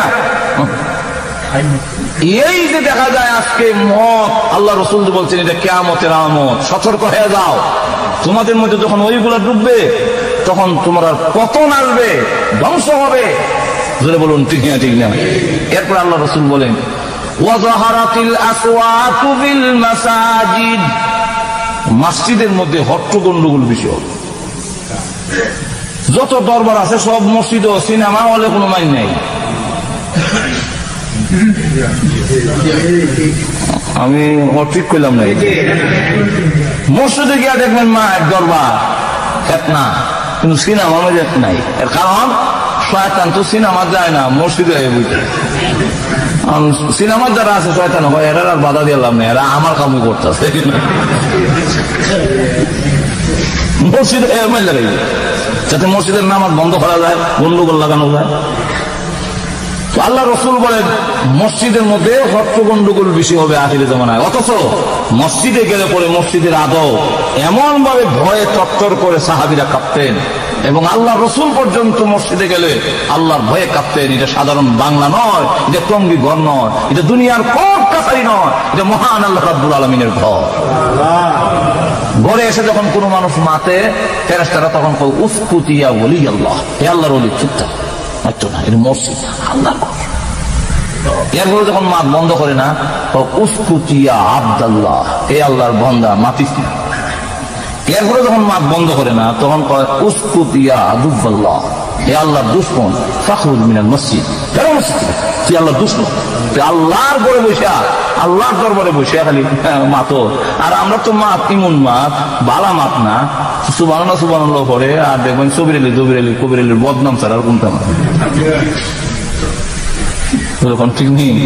মসজিদে বইয়ে বইয়ে মাতবো, মসজিদে বইয়ে হবো সবির আলী যান এমনি দেখা যায় কত বেটা দাঁড়িয়ে দাঁড়িয়ে বা দরবার বেটার হুয়া হুড়ির কোন খবর আসেনি। সুবহানাল্লাহ সুবহানাল্লাহ, আরেক বেটার হুয়া হুড়ির খবর লয়, নিজের খবর নাই।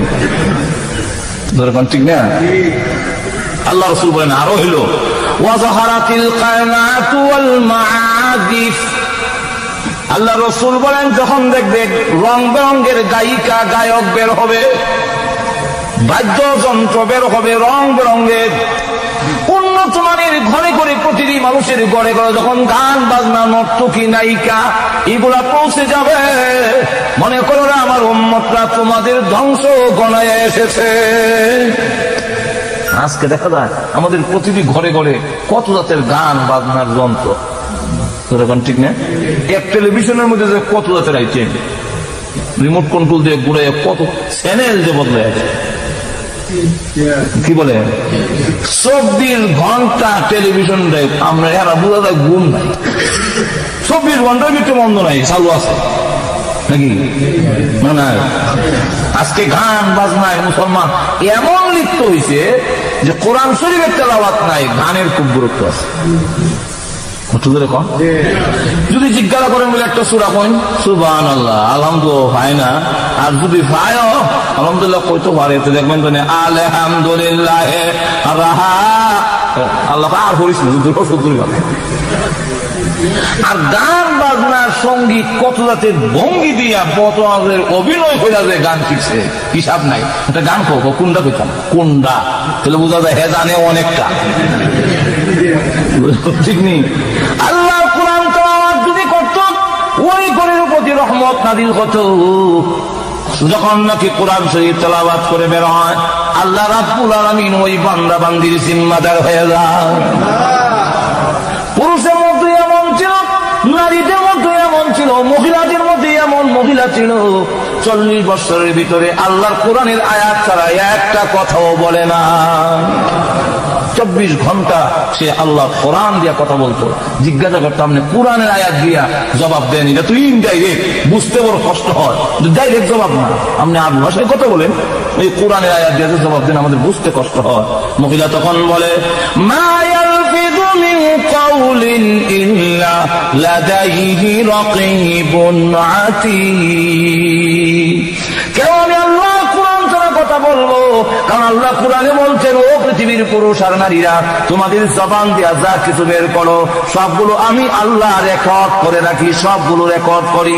এখন শুনে রাখো, ওই কথাগুলো যদি তুমি বলো রেকর্ড হবে, কঠিন ময়দানে তোমার রেকর্ডটা যখন ছেড়ে দেওয়া হবে, ওই দিন দেখবে একটা কথাও বাদ পড়ে নাই।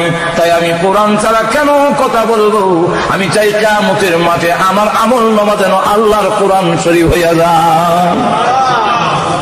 গান যেমন না থাকে, আজে বাজে কথা যেমন না থাকে, কিন্তু আজকে আমরা গানের ভক্ত হয়েছি, কোরআন ছেড়ে দিছি। বলেন ঠিক কিনা?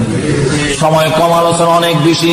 আল্লাহ রসুল বলেন শুধু তা না, আরো লক্ষ্য করে দেখো, আল্লাহ রসুল সাল্লাল্লাহু আলাইহি ওয়াসাল্লাম বলেন, এমন এক যুগ আসছে কিয়ামতের আলামত, নিচু শ্রেণী যারা পাপিষ্ঠ হবে, যারা ফাসিক হবে, নামাজ পড়বে না, বিধান মানবে না, মদ পান করবে, চরিত্র বলতে কিছু নাই, তারা হবে সমাজের নেতা। জোরে বলুন ঠিক কিনা? আরো জোরে বলেন।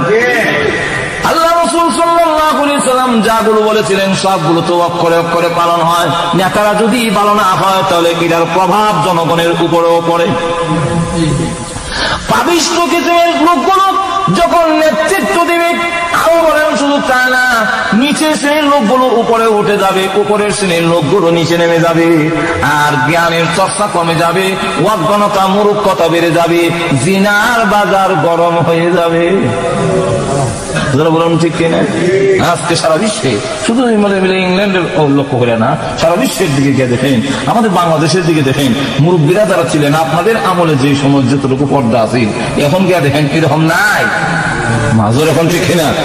আগের মুরব্বী মহিলারা এখনো রাস্তাটা বের হলে পুরো পুরুষ দেখলে একবারে সড়কের নিচে খালো হয়ে যেত গাছ।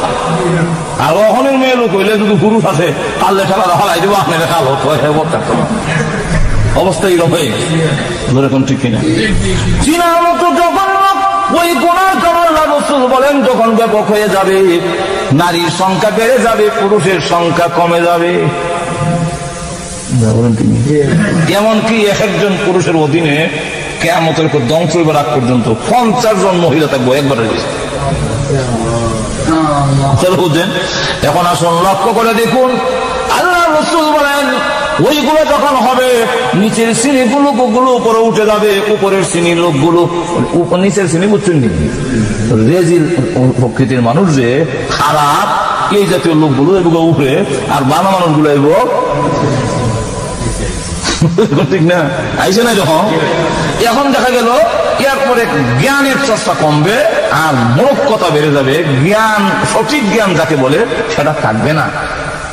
শুধু তা না, আল্লাহ রাসূল সাল্লাল্লাহু আলাইহি ওয়াসাল্লাম আরো বলেন, যখন দেখবে উম্মতের মধ্যে পরবর্তী লোকদেরকে যারা আগে চলে গিয়েছে তাদেরকে পরবর্তী লোক বন্ধ হইব, মুখ বালা আছিল না তুমুক বালা আছিল না, যারা গেছে কি আর বন্ধ হয় এ বালা জোরে কোন ঠিক কিনা আরো জোরে কম।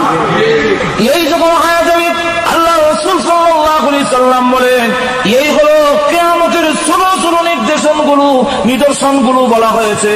এইগুলো যখন এসে যাবে সতর্ক হয়ে গেল আমার উম্মতেরা। তারপরে যদি সতর্ক না হও, কোন দেশের উপরে যদি হামলা করে বহিরাগত হামলা হয়, তখন সতর্ক সংকেত দেওয়া হয়, সাইনেল বাজানো হয়। এটা দেওয়ার সাথে সাথে উদ্দেশ্য হলো সতর্ক হয়ে যাও, যার করে লাইট আছে নিবাই লাও, যাদের ব্যাংকার আছে ব্যাংকারের ভিতরে ঢুকে যাও, আত্মগোপন করো, আর না হয় হামলার মধ্যে গজবের মধ্যে পড়ে যাবে। আল্লাহ রাসূল আমার পক্ষ থেকে এই সংবাদগুলো দেওয়া হলো। এরপরও যদি তোমরা সতর্ক না হও, ফারতাকিবু ইনদা যালিকা রিহান হামরা, আল্লাহ রাসূল বলেন তাহলে অপেক্ষা করতে থাকো, তোমাদের উপরে অগ্নি হাওয়া চালিয়ে দেওয়া হবে, টর্নেডো আসবে, আগুনের হাওয়া তোমাদের উপরে চালিয়ে দেওয়া হবে, পৃথিবীর কোন শক্তি তা ফিরাইতে পারবে না। যার বাস্তব আমেরিকাও যদি হামলা চালায়, আমেরিকাও ফিরাইতে পারবে। ঘুমিয়ে গেছেন নাকি আপনারা? আরো ধরে বলেন ঘুমিয়ে গেছেন? ফিরাইতে পারে না। খলিফাতুল মুসলিমিন উমর রাদিয়াল্লাহু আনহু যুগে দেখলো যে একদিক থেকে গরম হাওয়া আসতেছে, লোকেরা দৌড়াচ্ছে। উনি বলেন কি হয়েছে? দিকে গরম হাওয়া আসতেছে। উনি তখন সামনের দিকে আড়াড়ে আবার পিছনের দিকে যা, এই গরম হাওয়া পিছনের দিকে যা, এইভাবে নিতে নিতে পাহাড়ের ভিতরে গাছার ভিতরে নিয়ে ঢুকাই দিয়েছে। কথাটা বুঝছেন? কিন্তু আমেরিকার উপরেও যে দেখছেন না টর্নেডো হামলা করছে, যে কয়েকটা দেশে, যে দেশের উপরে হামলা করলে তারা আরেক দেশে যদি তার উপরে ক্ষেপণাস্ত্র ছাড়ে, ইদারে ফিরে গেলে আবার মতো আবার অস্ত্র বানিয়ে রাখছে, রাস্তার মধ্যে গলাচ্ছে যেরকম, ঠিক না? প্রতিহত করার মতো অস্ত্র আসেনি। আমার মা বুঝুন নাকি তারা ফিরাইবার মতো অস্ত্র ক্ষমতা তারা এত আসেনি।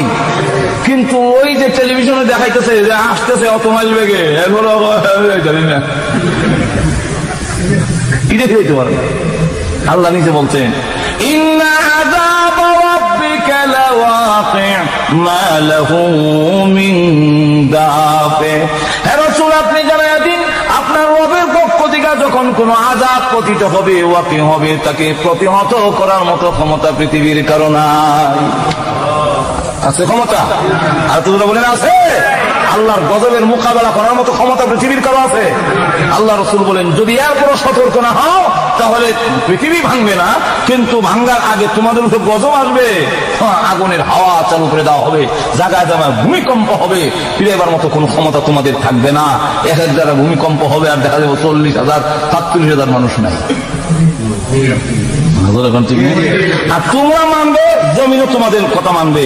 খলিফাতুল মুসলিমিন ওমর রাদিয়াল্লাহু আনহু গায়ে নামাজ পড়তেছিলেন, হঠাৎ করে জমিন নাম আসে। উনি নামাজ শেষ করে জমিনের মধ্যে আঘাত দিয়ে বলেন, রে জমিন, তোর পেটের ভিতরে বিশ্বনবী ঘুমিয়ে আছেন, তোমার পেটের ভিতরে আবু বকর সিদ্দিক রাদিয়াল্লাহু আনহু ঘুমিয়ে আছেন, আর তোমার পিঠের উপরে আমি নামাজ পড়তেছিলাম। তুমি যে নামা মানলে এতে তো আমার নামাজের অসুবিধা হইল, রাসূলের সাথে বেয়াদবি হয়েছে, বন্ধ। চাবুক দিয়ে আঘাত করে বললেন, থামো, আর নাড়া দিও না। এই যে বন্ধ হইল, মদিনার জন্য কিয়ামত পর্যন্ত ভূমিকম্প বন্ধ হয়ে গেছে। কিন্তু আজকে আমরা কোন গজব থেকে ফিরেবার মতো নাই, সামান নাই। কেন? আমরা পাপাচারী লিপ্ত হয়ে গেছি।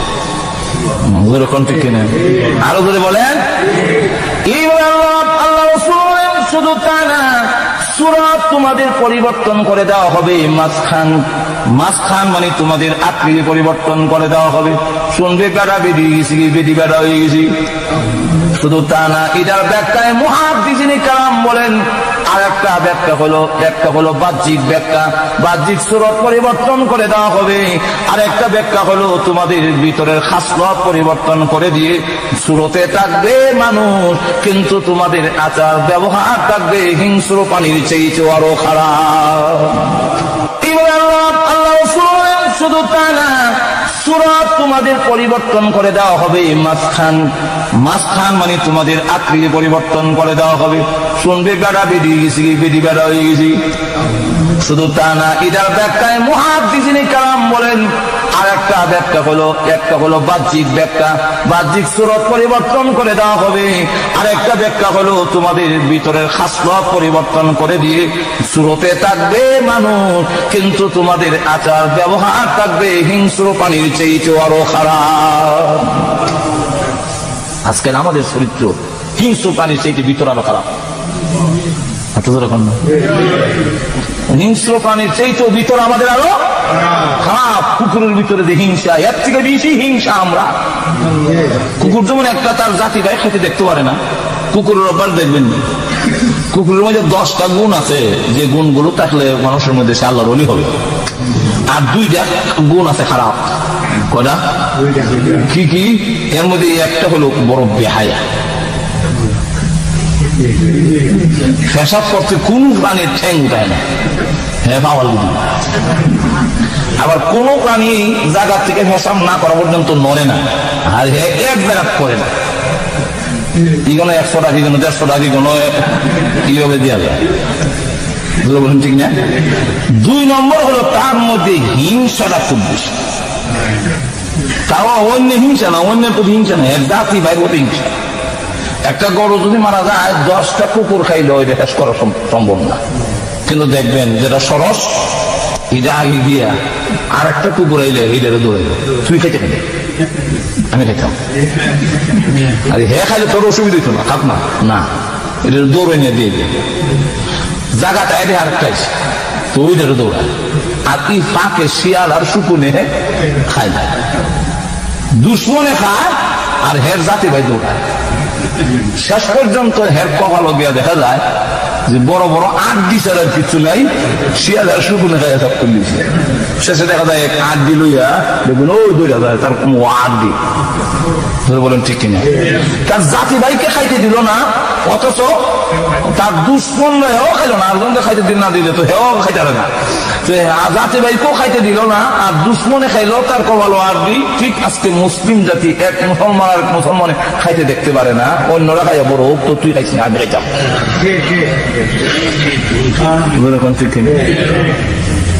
এই চরিত্র আমাদের মধ্যে আইছে। দুইজনে বলে বাহ্যিক সুরত পরিবর্তন করে দেওয়া হবে, ভিতরের চরিত্র তোমাদের পরিবর্তন হয়ে যাবে।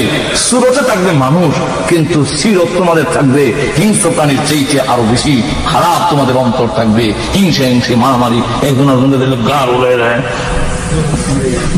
বোঝা যায় গজবের একটা একটা সালামে করতেছে। এখন এই যখন হবে আল্লাহু আকবার, এইভাবে চলতে থাকবে। আল্লাহ রাসূল সাল্লাল্লাহু আলাইহি ওয়াসাল্লাম বলেন আরো হইলো যে তোমাদের প্রতি পাথর বর্ষিত হবে। পাথর কোন কোন জায়গায় আছে পাথরের মানে পাথরের যে শিলাবৃষ্টি হয়, এইগুলো বেশি হতে থাকবে যদি তোমরা সতর্ক না হও। এই হলো কিয়ামতের আলামত। আর বড় বড় আলামত গুলো কি? এদের ছোট আলামত। সতর্ক হয়ে যাও যদি, আল্লাহ হয়তো তোমাদেরকে গজব থেকে বাঁচাবে। যে সমস্ত পাপাচারের কথা বলা হয়েছে, এই সমস্ত পাপাচারে যদি তোমরা লিপ্ত না হও, আল্লাহ তোমাদেরকে গজব থেকে বাঁচাবেন। আর তোমরা যদি এই সমস্ত পাপাচারে লিপ্ত হয়ে যাও, তাহলে অবশ্যই তোমাদের প্রতি একটার পর একটা গজব নাযিল হবে। কিভাবে? আল্লাহ রাসূল উদাহরণ দিয়ে বলছেন, কুতি আসিল কুহু, যেভাবে তসবির দানাগুলো একত্রিত করার জন্য এখানে একটার পরে একটা সুতা দানা সুতার মধ্যে আটকানো আছে, সুতাটা যদি ছিঁড়ে যায় দেখবেন একটার পর একটা দানা তপ্তবায় পড়তে থাকে। ঠিক তোমাদের উপরে একটার পরে একটা আল্লাহর গজব করতে থাকবে, সোজা হতে পারে না। বিভিন্ন নামে খালি তরুণ না, বিভিন্ন খালি পাথর বৃষ্টি না, বিভিন্ন নামে মুসলমানের প্রতিও আর একটার পর একটা সুযোগ হইতে পারে না। একদিকে একটা সামনে যাওয়া যায়, আরেকটা নতুন আবিষ্কার হয়, আবার আরেকটা দিকে দাঁড়িয়ে আর একটা দেখবেন বাংলা ভাই, ইংলিশ ভাই, আরবি ভাই, কত হাতের ভাই যে ভাই বলে ইংলিশ। আচ্ছা, বাংলাদেশের মধ্যে বাংলা ভাইয়ের কোন অর্থ আছে?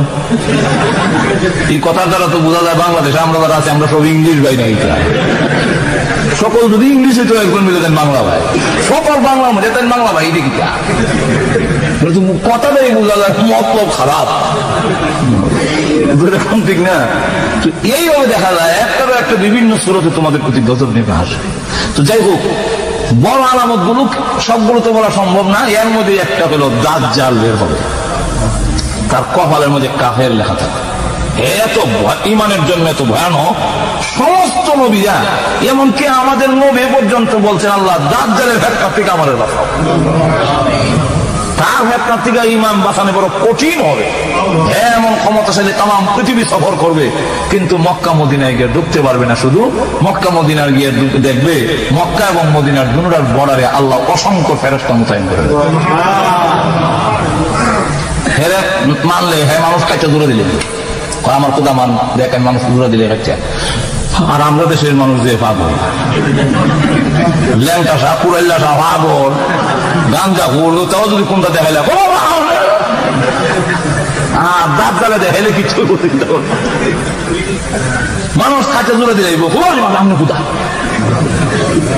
কিন্তু প্রকৃত মুমিন বলবে আমি এখন বিশ্বাস হয়েছে তুমি দাজ্জাল, আমি তোমাকে মানতে পারি না। তাকে কাটবে, আবার জোড়া দিবে, জোড়া দেওয়ার পর বলবে সত্য কাটলাম বলে এখনো পুরো বিশ্বাস দাজ্জাল।